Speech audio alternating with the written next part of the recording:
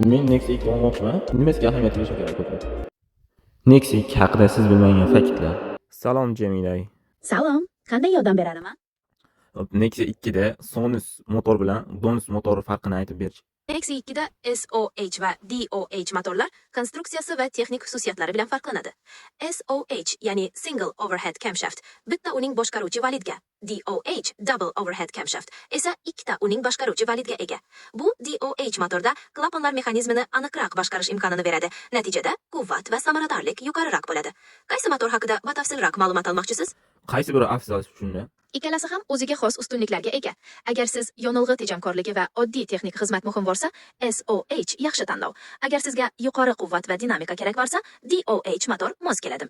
Sonus motor qancha yoqilg'i sarflaydi-yu, Donus motor qancha yoqilg'i sarflaydi, ya'ni 100 kilometrga. Odatda SOHC motorlar DOHClarga qaraganda shaharda ishlashda biroz tejamkorroq bo'lishi mumkin, chunki ular past aylanishlarda ko'proq tortish kuchini beradi. DOHC motorlar esa uzoq yo'lda yoki yuqori tezliklarda samaradorlikni yaxshiroq ta'minlaydi. Aniq raqamlar mashinaning holati, haydash uslubi va boshqa faktorlarga bog'liq bo'ladi. Misol uchun shaxsiy hayotim uchun, misol uchun shaxsiy foydalanishim uchun ishga borib kelishim yoki ish yuzasidan haydayman-da, misol uchun Toshkentga chiqishim mumkin ish yuzasidan. Shunga qaysi birini tavsiya qilasan? Ish yuzasidan uzoq yo'llarga tez-tez chiqib turishingizni hisobga olsak, DOH motorli Nexia 2 siz uchun afzalroq tanlov bo'lishi mumkin. Yuqori tezliklarda uning samaradorligi va quvvati ko'proq seziladi. Lekin shaxsiy foydalanish uchun shahardagi harakatlarda SOH motorning tejamkorligi ham muhim bo'lishi mumkin. Qaysi tomoniga ko'proq e'tibor berasiz? Sonus motori ot kuchi qancha-yu, Donus motori qancha? Nexia 2 da SOH motorning ot kuchi odatda 80 dan 90 ot kuchigacha bo'ladi. DOH motorning quvvati esa biroz yuqoriroq, taxminan 100 va undan ko'proq ot kuchini tashkil qiladi. Bu ham ishlab chiqarilgan yili va boshqa faktorlarga bog'liq bo'lishi mumkin. Siz qaysi motorga ko'proq ehtiyoj sezyapsiz? Nexia 2 ni tanlayotganda bir nechta muhim narsalarga ahamiyat bering. Birinchidan, dvigatelning holati, SOH yoki DOH va uning qanday ishlashi. Ikkinchidan, kuzovning chirish holati, ayniqsa eshiklar va pol qismlari. Uchinchidan, yurish qismi va transmissiya qanday ishlayotganiga e'tibor bering va albatta, hujjatlari joyidami? Necha kilometr yurgani probeg, ya'ni bizda tilda probeg deydi. Shu qanchalik ahamiyatga ega, qancha yurgani yaxshiroq?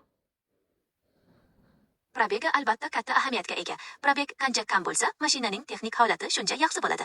Lekin faqat probegga qarab qaror qabul qiling. Mashinaning umumiy holati, avvalgi egalari va qanday xizmat ko'rsatilganiga ham e'tibor berish kerak. Xo'p, misol uchun taksi qilib haydagan bo'lsa, uni olgan yaxshimi? Agar mashina taksida ko'p haydalgan bo'lsa, ehtimol uning detallari ko'proq eskirgan bo'ladi. Bunday mashinani olishdan oldin texnik holatini juda sinchiklab tekshirish kerak.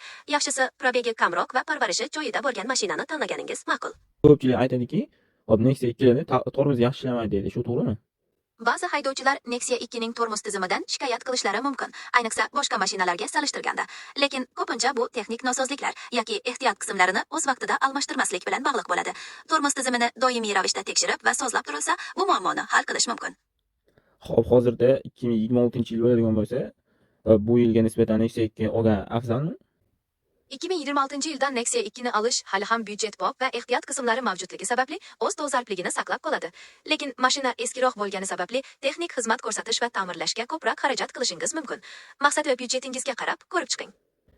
Qara Jemina, Nexia 2 misol uchun yoki barcha bir avtomobil sotib olmoqchi bo'lganda, buni kraskasini ham aytadi, necha foiz kraska bo'lganini yoki kraskasi tozaligini aytadi. Shu qancha ahamiyatga ega? Avtomobilning kraskasi uning umumiy holati va avariyaga uchraganligi haqida muhim ma'lumot beradi. Kraskasi toza bo'lgan avtomobil odatda avariyaga kamroq uchragan va yaxshi parvarishlangan bo'ladi. Necha foiz kraska bo'lgani haqidagi ma'lumot esa ta'mirlash ishlarining qay darajada o'tkazilganini ko'rsatadi. Shu bois kraska holatiga jiddiy e'tibor berish kerak. Jamila, ba'zi bir sotuvchilar aytayaptiki, kraska bo'lmagan, osvejit qilingan deydi. Bu nima degan? Osvejit qilingan degani mashinaning kraskasi to'liq yangilangan, ya'ni qayta bo'yalgan deganidir. Ba'zi sotuvchilar buni kraska bo'lmagan deb aytishi mumkin, lekin bu aslida qayta bo'yash degani. Osvejit qilingan mashinaning kraskasi yangidek ko'rinishi mumkin, lekin bu uning avariyaga uchramaganligini anglatmaydi. Shuning uchun diqqatli bo'ling va yaxshilab tekshirtiring. So'nggi ma'lumotlarga qaraganda, ya'ni 2026-yil bo'yicha narxlar qanaqa? Nexia 2 da. 2026-yil holatiga Nexia 2 narxlari mashinaning ishlab chiqarilgan yili, holati va probegisiga qarab turlicha bo'ladi. Aniq narxlarni topish biroz qiyin. Qaysi yilda ishlab chiqarilgan Nexia 2 ga qiziqyapsiz? Men o'sha foydaliroq, texnik tarafdan yaxshi bo'lishini xohlayapman.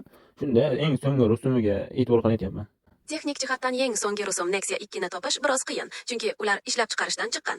Lekin yoshroq yillarda ishlab chiqarilgan, ya'ni 2010-yillardan keyingi modellarga e'tibor qaratsangiz, texnik holati yaxshiroq bo'lganlarini topishingiz mumkin. Probegi va avariyada ishtirok etmaganligini tekshirishni unutmang. Qara, men mashina zo'r tushunmayman. Shuning uchun hop bozorga chiqdim. Nexia 2 sotib olmoqchiman. Qaysi faktorlarga e'tibor qaratishim kerak, ya'ni sotib olishda xato qilmaslik uchun? Mashinani yaxshi tushunmasangiz, xaridingiz muvaffaqiyatli bo'lishi uchun bir nechta muhim narsalarga e'tibor bering. Birinchidan, o'zingiz bilan usta yoki mashinani yaxshi tushunadigan odamni olib boring. Ikkinchidan, mashinaning hujjatlarini to'liq va joyida ekanligiga ishonch hosil qiling. Uchinchidan, dvigatel, tormozlar, kuzov va yurish qismlarini sinchiklab tekshirtiring. Va nihoyat, narxini bozordagi o'rtacha narxlar bilan solishtiring. Hop, men bir avtomobil sotib oldim. Buni sotuvchiga aytsamki, shu 1-2 kun minaman, haydaman, o'zimni bilgan, tanigan ustalarimga ko'rsataman. Agarda holatidan qoniqmasam qaytarib beraman deyishim bu to'g'ri bo'ladimi? Bunday kelishuv bozorda unchalik keng tarqalmagan, lekin sotuvchi rozi bo'lsa, bu albatta to'g'ri bo'ladi. Shuni unutmangki, bunday kelishuvni oldindan kelishib, hatto yozma ravishda tasdiqlash maqsadga muvaffaq bo'ladi. Bu keyinchalik muammolar chiqishining oldini oladi. Hozirgi kunda Toshkentga ko'p avtomobillar kiritilmayapti. Ya'ni yangi shunaqa qarorlar chiqdi. Men Nexia 2 oladigan bo'lsam, Toshkentda ham harakatlana olishim mumkinmi? Ha, Nexia 2 avtomobili Toshkentda harakatlanish uchun hech qanday cheklovlarga ega emas. Yangi qoidalarning aksariyati asosan yangi mashinalar va ularning ekologik standartlariga oid. Shuning uchun Nexia 2 dan bemalol foydalanishingiz mumkin. Tushundim, Muhammad Murtazo.